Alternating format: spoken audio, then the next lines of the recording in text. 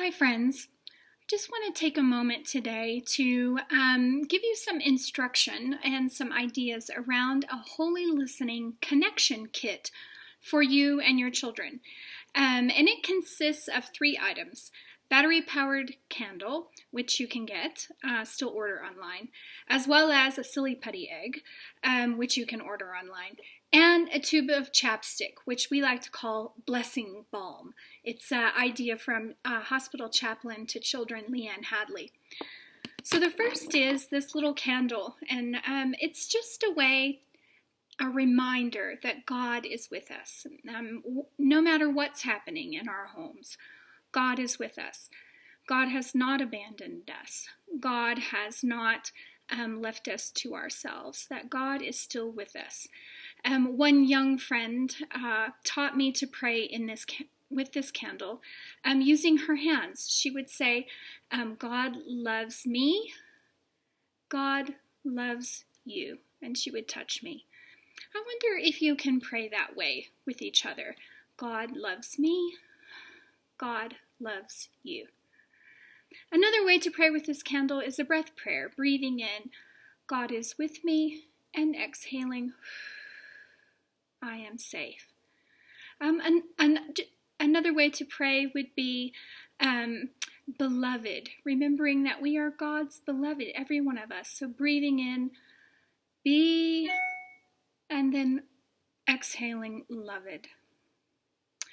This candle can be super helpful to begin your day with, and you can, because it's not flammable, can put it in your bed or on your bedside, wherever your family likes to gather, maybe the breakfast table.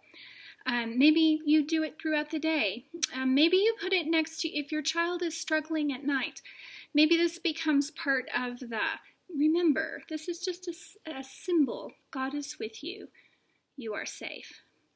The second item in a connection kit would be silly putty. Now you can still get these online.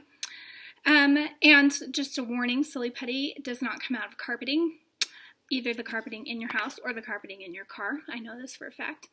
But you can also Google recipes for homemade Play-Doh. Super simple, easy to do on the stove, done it many times. But you can take this clay or this silly putty, and one of the things that you can do is sculpt how you're feeling that day. I mean, we can sculpt our prayers.